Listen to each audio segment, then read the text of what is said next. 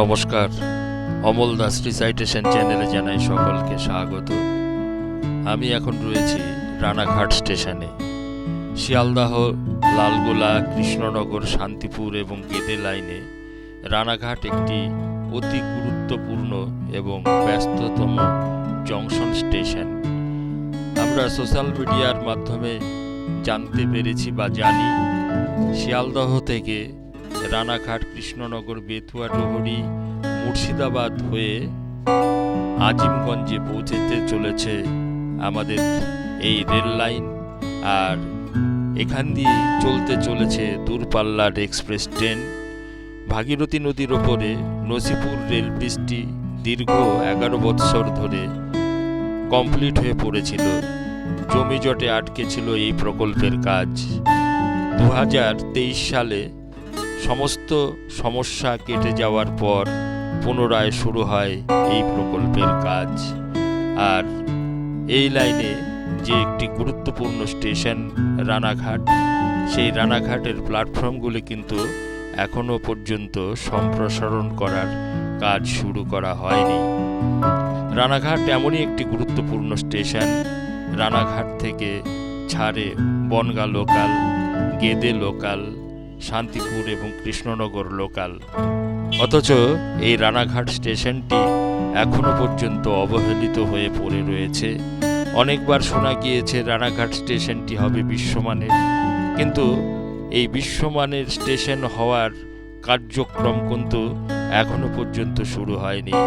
আমি এখন রয়েছি 5 নম্বর প্ল্যাটফর্মের পাশে, আর পাশেই দাঁড়িয়ে রয়েছে রানাঘাট লোকাল। রানাঘাট লোকালটি এখান থেকে ছেড়ে শিয়ালদার দিকে যাবে। একটি অত্যন্ত গুরুত্বপূর্ণ জংশন স্টেশন এই রানাঘাট। রানাঘাট স্টেশনটি শিয়ালদহের পরে অত্যন্ত ব্যস্ত এবং বৃহৎ স্টেশন। এখানকার প্ল্যাটফর্মগুলোই 12 বগির ট্রেন যাওয়ার মতো অবস্থায় আছে। এগুলোকে সম্প্রসারণ না করলে পরে এখান দিয়ে কিন্তু দূরপাল্লার এক্সপ্রেস ট্রেনগুলো যেতে পারবে না। আমরা কিন্তু জানি এই দূরপাল্লার ট্রেনগুলিতে মিনিমাম 20 থেকে 25টি কম্পার্টমেন্ট থাকে। এই সমস্ত ট্রেনগুলি যেতে হলে প্ল্যাটফর্ম আরও দীর্ঘায়িত করতে হবে, এবং যদি দীর্ঘ প্ল্যাটফর্ম না হয় তবে এই দূরপাল্লার এক্সপ্রেস ট্রেনগুলো কিন্তু এই স্টেশনে দাঁড়াতে পারবে না। আমরা দেখছি এখন রানাঘাট স্টেশন।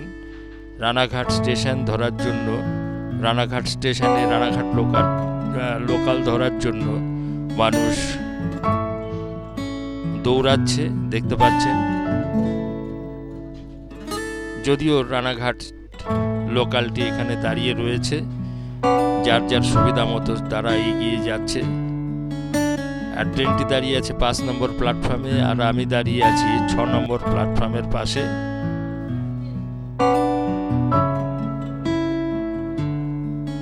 রেলের কিন্তু কিছু একটা পরিকল্পনা রয়েছে রানাঘাট স্টেশনকে ঘিরে, কিন্তু সেই কার্য এখনো পর্যন্ত শুরু হয়নি।